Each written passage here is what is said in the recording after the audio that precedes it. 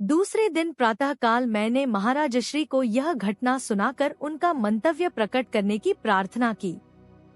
महाराजश्री ने जो कुछ कहा उसका सारांश यह है। 1. इससे सर्वप्रथम यह प्रकट होता है कि मनुष्य के साथ मन किस प्रकार खिलवाड़ करता है। वह बार बार कई तरह से आक्रमण करता है, कभी मित्र बनकर, कभी समझाकर, कभी भरमाकर, कभी क्रोधित करके, कभी आकर्षित करके। ये सब मन की चालें हैं। मन कभी निरुत्साहित नहीं होता, चाल पर चाल चलता रहता है, जब तक मनुष्य हार नहीं मान लेता। मन पर विजय प्राप्त करना अत्यंत ही कठिन कार्य है। मन को संस्कारों से ही बल मिलता है।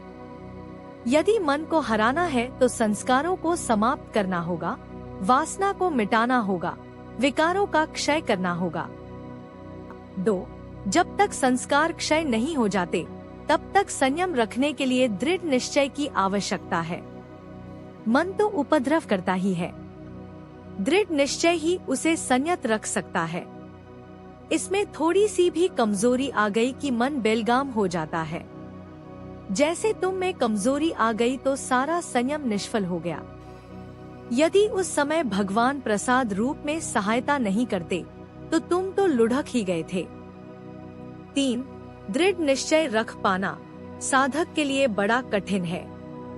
कमजोरी आ जाने पर मन गिर जाता है, इसलिए दृढ़ निश्चय के साथ साथ समर्पण भी आवश्यक है, ताकि यदि कभी निश्चय टूट भी जाए तो गिरे नहीं।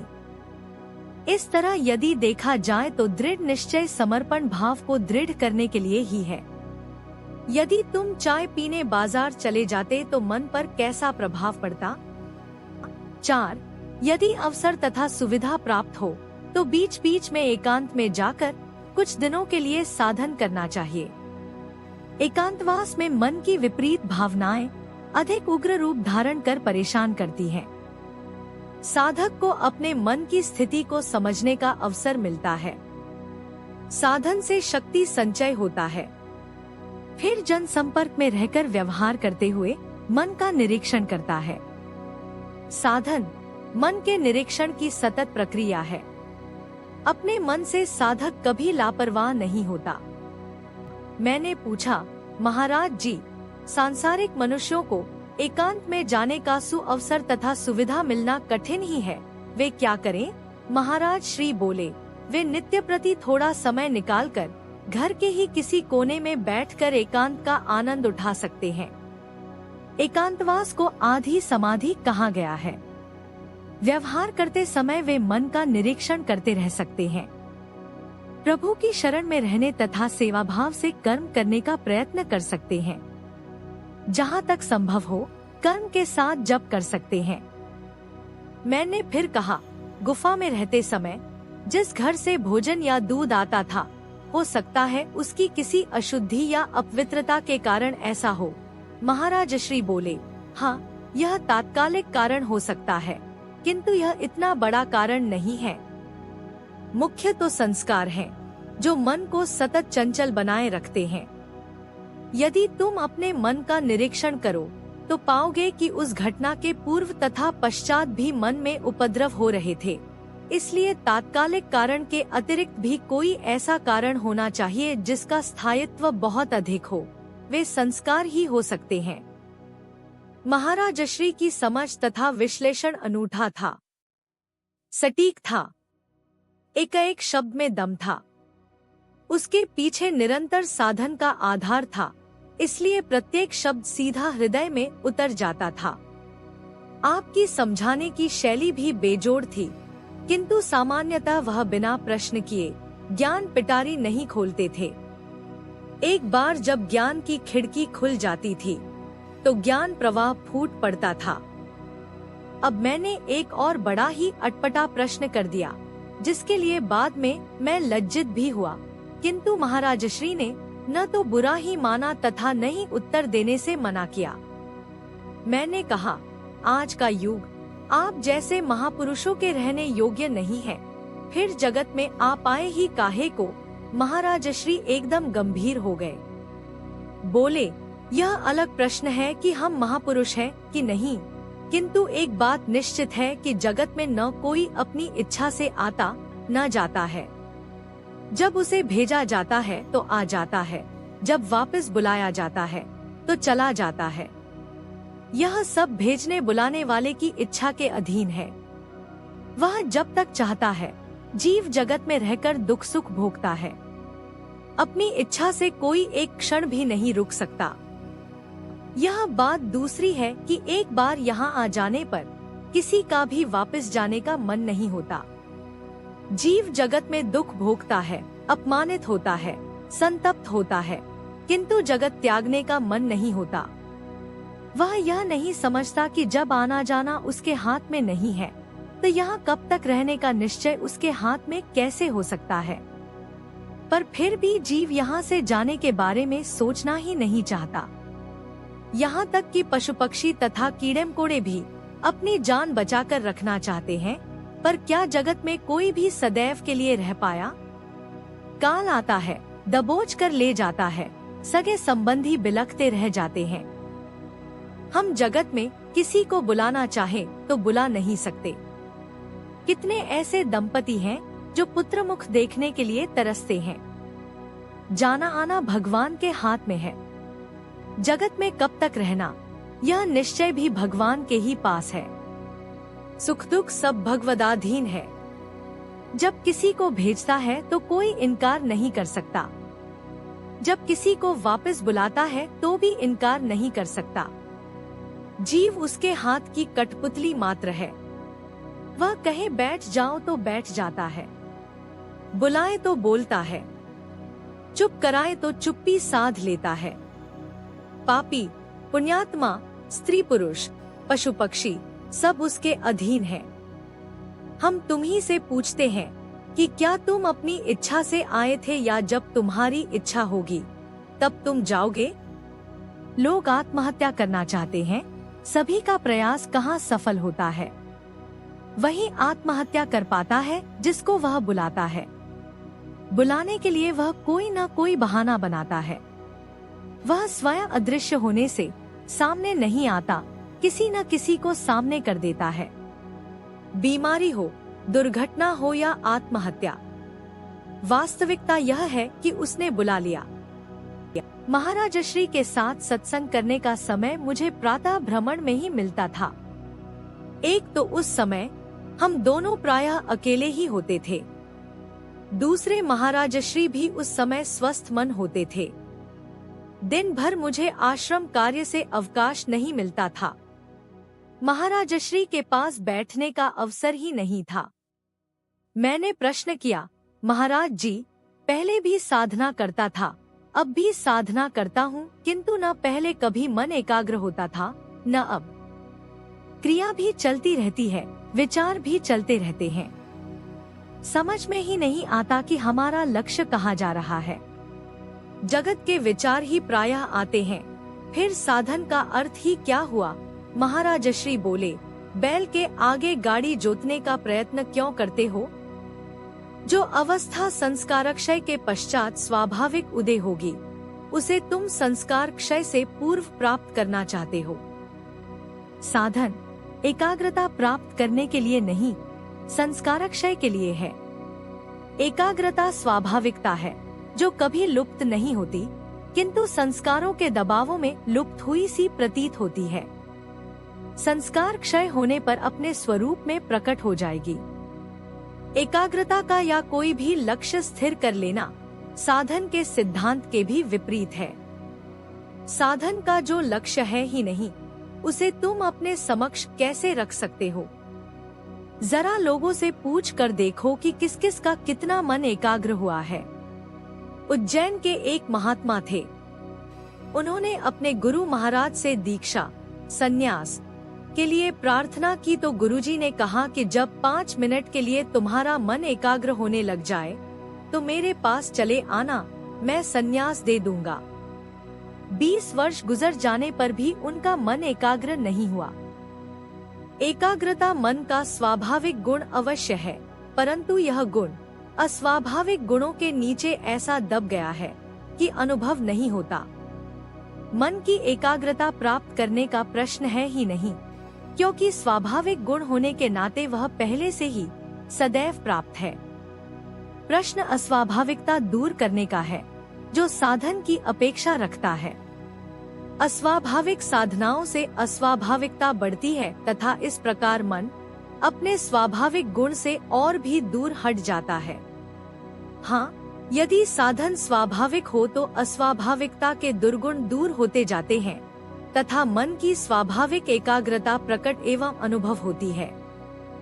यह उपर्युक्त एकाग्र अवस्था अध्यात्म की कोई बहुत ऊंची अवस्था नहीं है। योग दर्शन के अनुसार चित्त की निरुद्धावस्था अर्थात समाधि की अवस्था इससे कहीं अधिक ऊंची है, जिसमें संपूर्ण वृत्तियों का निरोध होने पर सभी चित्त व्यापार बंद हो जाने से चित्त पूर्णतया निरुद्ध हो जाता है। दृष्टा आत्मा या पुरुष अपने स्वरूप में अवस्थित हो जाता है अर्थात असंप्रज्ञात समाधि प्राप्त हो जाती है, जबकि एकाग्र अवस्था में एक लक्ष्य अभिमुख बना रहता है। एकाग्रता का अर्थ ही यही है कि चित्त वृत्ति सभी अन्य विषयों से हटकर एक विषय पर ही एकाग्र हो गई है।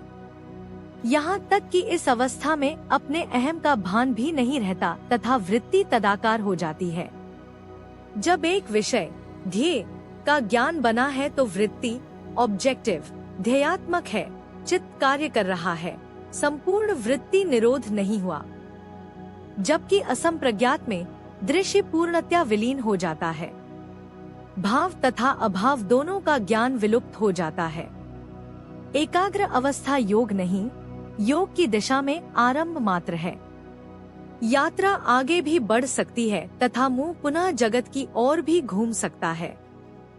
वैसे योग साधना के प्रयत्न पूर्वक अभ्यास का आरंभ चित्तवृत्ति को किसी एक ध्येय पदार्थ पर एकाग्र करने के यत्न से ही किया जाता है।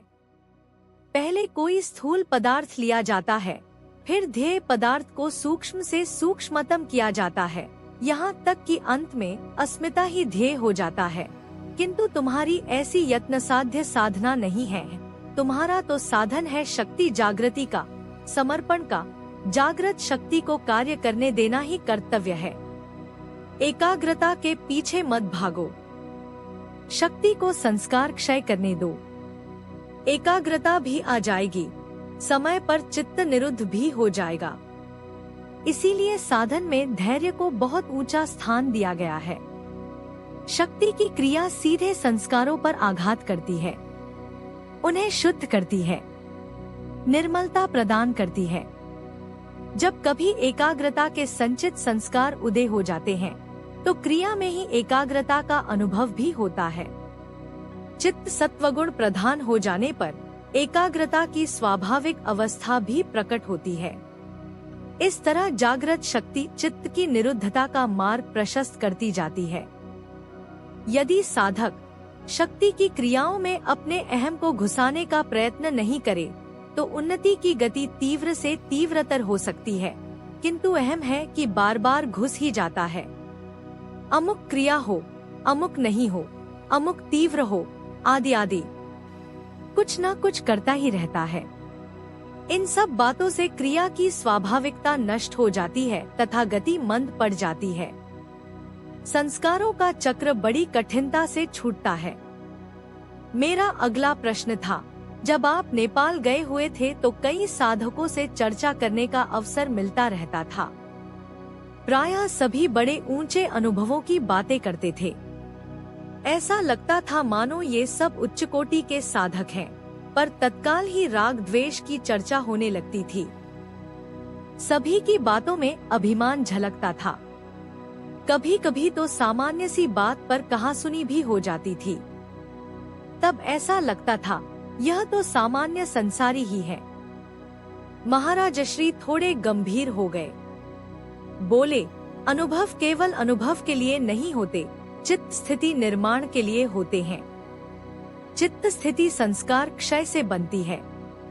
तुमने अभी जिन बातों का वर्णन किया उसका अर्थ यह चित्त स्थिति अभी तक नहीं बनी। मनुष्य के चित्त में जो अभिमान बैठा है वह चित्त स्थिति नहीं बनने देता। नहीं तो जो साधन साधक करता ही नहीं उसमें अभिमान कैसा। किंतु साधक फिर भी अभिमान करते हैं। मन में यदि अभिमान है तो सभी दुर्गुण अपने आप पीछे पीछे चले आते हैं। ऐसे साधक भले कुछ भी कहते रहें, किंतु अभी वे साधक की श्रेणी में नहीं आए। अभिमान सिर को ऊंचा करता है, कटवाता नहीं। सामान्य बातों पर कहासुनी का अर्थ है सहनशीलता की कमी। राग द्वेष का अर्थ है जगत के प्रति सत्यता की प्रतीति। जिनमें अभी ये बातें हैं वे साधक काहे के? केवल दीक्षा ले लेना ही पर्याप्त नहीं है, केवल साधन में बैठना भी पर्याप्त नहीं है। इनके साथ कुछ और भी चाहिए। गांभीर्य, उदारता, सहनशीलता, नम्रता, समर्पण तथा सेवा, संयम, इंद्रिया, मन तथा वाणी का संयम।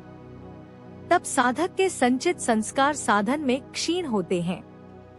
सहनशीलता से प्रारब्ध समाप्त होता है तथा सेवा से संस्कार संचय रुकता है। जगत में बातें बनाने वालों की कोई कमी नहीं, पर आध्यात्मिकता केवल बातों का विषय नहीं। यदि होता तो अब तक सारा जगत मुक्त हो गया होता। अध्यात्म में चित्त स्थिति देखी जाती है, मन की निर्मलता तथा वासनाओं का क्षय देखा जाता है और देखी जाती है निर्भिमानता। भगवान की कृपा का पात्र बनना इतना सरल नहीं। यह नहीं कि मैं इन सब बातों से अनभिज्ञ हूँ, किंतु इन लोगों की चित्त स्थिति के कारण विवशता को देखते हुए इन पर दया आती है। मैं जानता हूँ कि ये अपने मन में इन दुर्गुणों के कारण दुखी हैं, इनसे छुटकारा भी चाहते हैं, किंतु ऐसा कर नहीं पा रहे। वासना के झूले में झूल रहे हैं, संस्कारों की दलदल में फंसे हैं। निकलने का प्रयत्न भी करते हैं तो और गहरे धंसते चले जाते हैं। अब तुम ही बताओ कि इन पर क्रोध किया जाए या दया। वासनाओं से दुखी होकर ही उन्होंने गुरु शरण ग्रहण की थी। दीक्षा प्रदान करते समय मुझे उनकी चित्त स्थिति का पता था, इसीलिए उन्हें दया का पात्र समझते हुए दीक्षा दी थी। अब वासना की दलदल से निकलने में समय तो लगेगा ही। जन्म जन्मांतर के संस्कार हैं, एक दिन में क्षीण होने से तो रहे। कभी ऊपर तो कभी नीचे, ऐसा चलता ही रहेगा। ऐसा सभी साधकों के साथ होता है, किंतु यह बात निश्चित है कि उनकी आंतरिक यात्रा आरंभ हो चुकी है।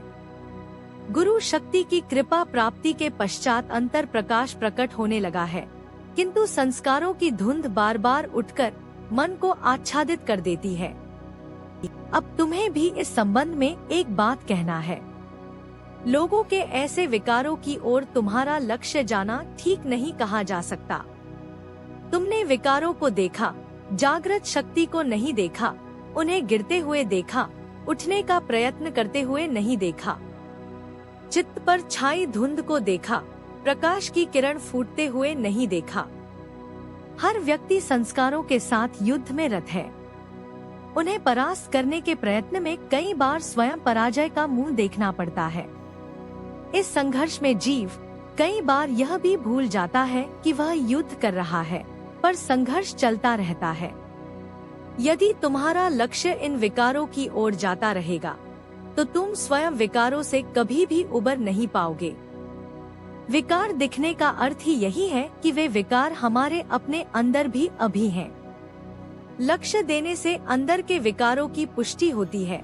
अतः ऐसे लोगों के प्रति घृणा तथा आश्चर्य का भाव त्याग कर दया के भाव से मन को भर लो।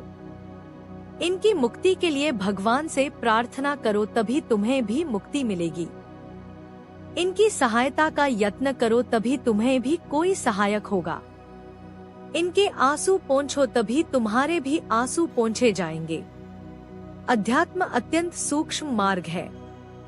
पता भी नहीं चलता कि कब संस्कार संचित हो जाते हैं, कब बल ग्रहण करते हैं, कब प्रारब्ध बन जाते हैं।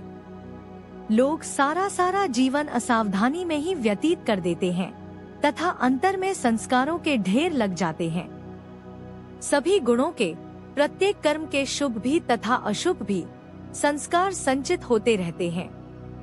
इस सूक्ष्म प्रक्रिया को अनुभव करना, रोकना, संस्कार संचय न होने देना साधन का ही अंग है। जगत में शुभ तथा अशुभ, भलाई तथा बुराई दोनों एक साथ सर्वत्र व्याप्त है। बाहर जगत में भी तथा शरीर के अंदर भी।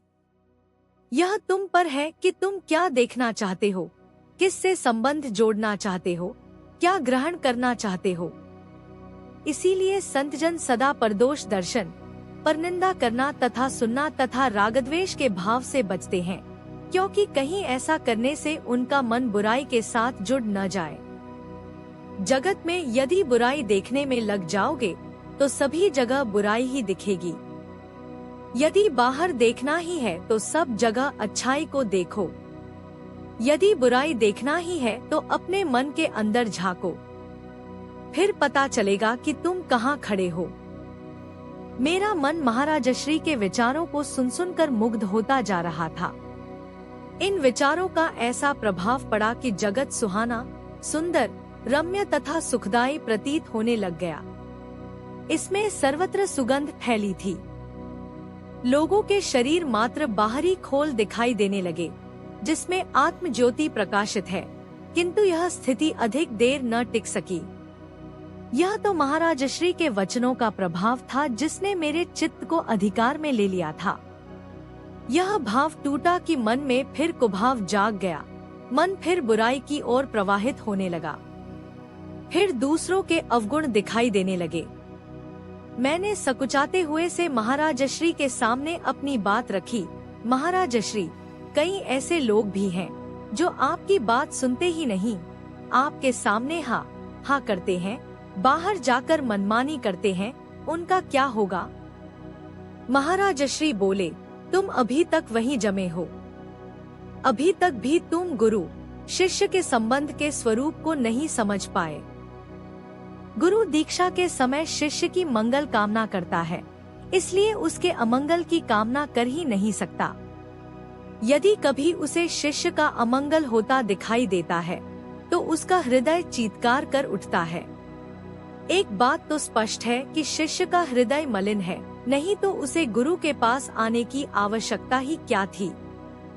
विकारों, वासनाओं से अंतर भरा है। वह गुरु उपदेश भी मलिन चित्त से ही ग्रहण करता है। उसे उपदेश के अर्थ तथा भाव समझने में कठिनाई होती है। शक्ति जागकर चित्त निर्मलता के लिए क्रियाशील होती है, पर उसमें समय लगता है। तब तक शिष्य गुरु की अवज्ञा करता जाता है। गुरु शिष्य का शुभचिंतक होने से उसकी भूलों को उदार मन से क्षमा करता रहता है।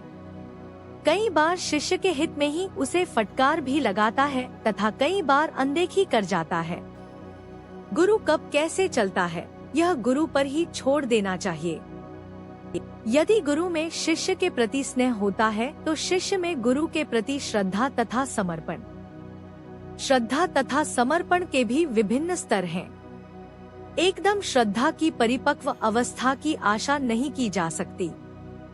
श्रद्धा तो फिर भी थोड़ी बहुत आरंभ में होती है, किंतु समर्पण का अभाव देखा जाता है। समर्पण सेवा भाव का परिणाम है तथा समर्पण ही सेवा भाव को निखारता भी है।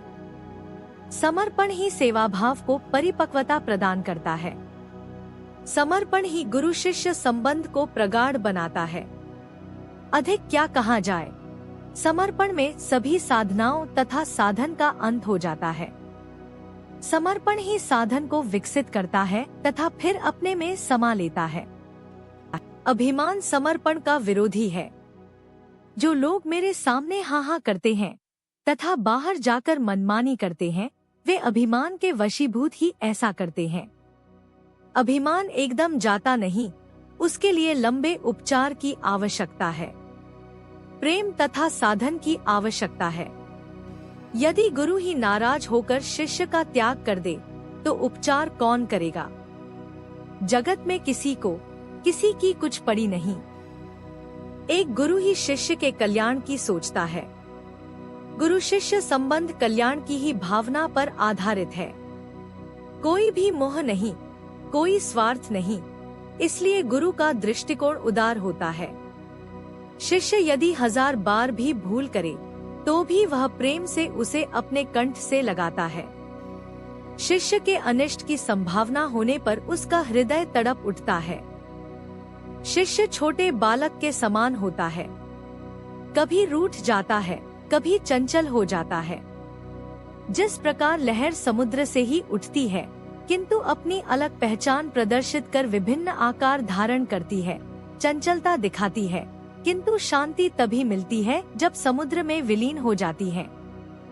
शिष्य में भी अभिमान होता है, अपनी समझ होती है, योजनाएं होती हैं, चंचलता होती है, किंतु उसे शांति नहीं मिलती। वह तभी मिलती है जब गुरु चरणों में समर्पित हो जाता है। इसीलिए संतों शास्त्रों ने गुरु की महिमा गाई है। आज गुरु शिष्य संबंध संकट की स्थिति में है। गुरु भी बहुत है, शिष्य भी बहुत है, पर गुरु शिष्य संबंध का वह स्वरूप नहीं है। ऐसा स्वरूप कहीं कहीं देखने को मिलता है। गुरु तथा शिष्य दोनों का स्तर उतार पर है, इसलिए आध्यात्मिक साधनों की ऐसी दुर्दशा हो रही है।